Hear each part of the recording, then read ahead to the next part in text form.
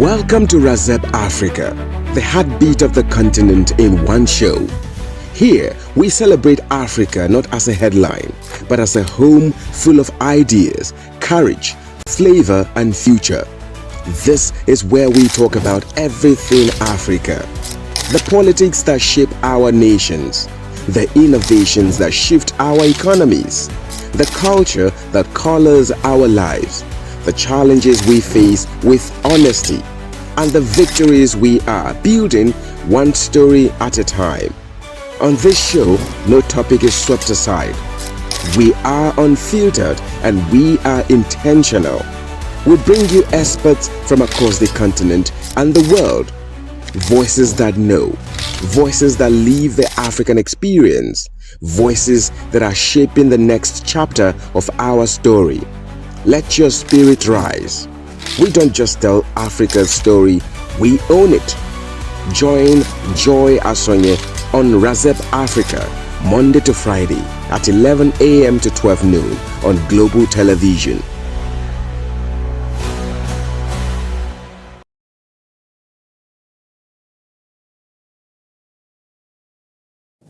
It's another edition of Razep Africa here on Global Television, where again we highlight issues that as a country and discuss those innovation, developmental stories across this beautiful continent.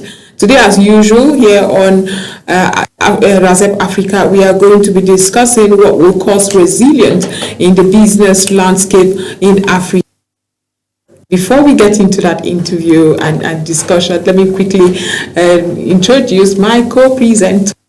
It's already seated. Hi, Aniete, how are you? Very well, thank you. Enjoy. You're looking good, and I always say, actually, very good. But the aspect of it is... there are some times when you give me these compliments and I'll go to HR immediately. But this is Africa. So thank you for thinking I'm looking good this morning. I take it as a compliment.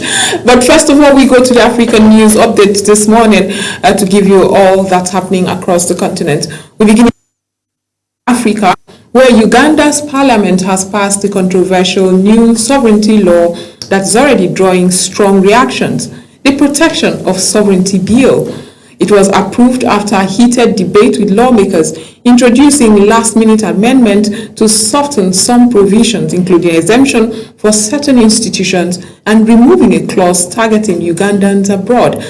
Despite these changes, the law still criminalizes actions seen as promoting foreign interests over national ones, with penalties of up to 20 years in prison. Supporters say it protects national independence, but critics including some human rights groups and opposition figures, warn it could be used to silence dissent and further restrict civic space under President Yoweri Museveni's long-standing administration.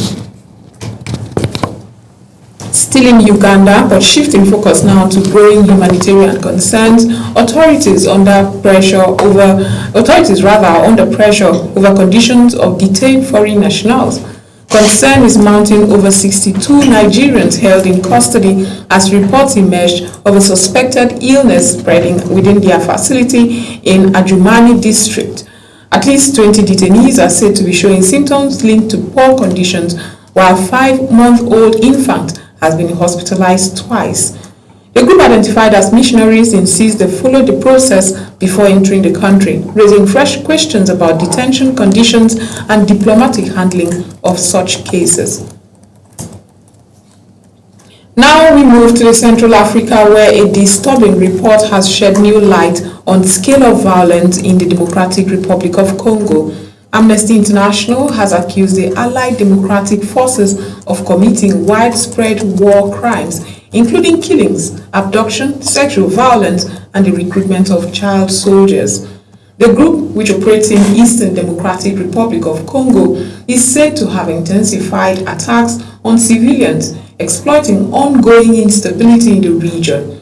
Survivors describe these forced labor, ransom demands, and systemic abuse deepening what observers say is an already severe humanitarian crisis. Turning now to public health concerns across the continent, Authorities in South Africa and Cape Verde are arguing vigilance following a suspected hantavirus outbreak linked to a cruise ship. Officials say 3 people have died while several others remain seriously ill. Health teams working with the World Health Organization have boarded the vessel multiple times to assess patients and prepare for medical evacuation. While authorities are emphasizing calm, they stress that early detection and coordinated response are critical to preventing wider spread.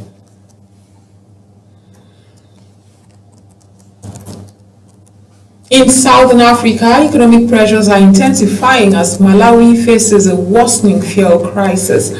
Long queues and empty filling stations are disrupting daily life, driving up transport and food costs, and affecting key sectors such as healthcare and agriculture. Analysts point to chronic foreign exchange shortages and over-reliance on declining tobacco revenue as major causes. Rising global oil prices have compounded the situation, leaving the government under pressure to stabilize supply and address broader economic vulnerabilities. And finally, on the diplomatic front, Taiwan's president has used the recent African visit to push back against growing international pressures from China. Lai Ching returned from a trip to Eswatini, reaffirming Taiwan's determination to remain engaged globally. Despite attempts to block his travel, the visit highlights Eswatini's unique position as Taiwan's only formal diplomatic ally in Africa. Lai described international engagement as a basic right, signaling that Taiwan will continue to strengthen partnership even as pressures from Beijing intensifies. That's it for the African News Update this morning. Welcome to Razep Africa, the heartbeat of the continent in one show.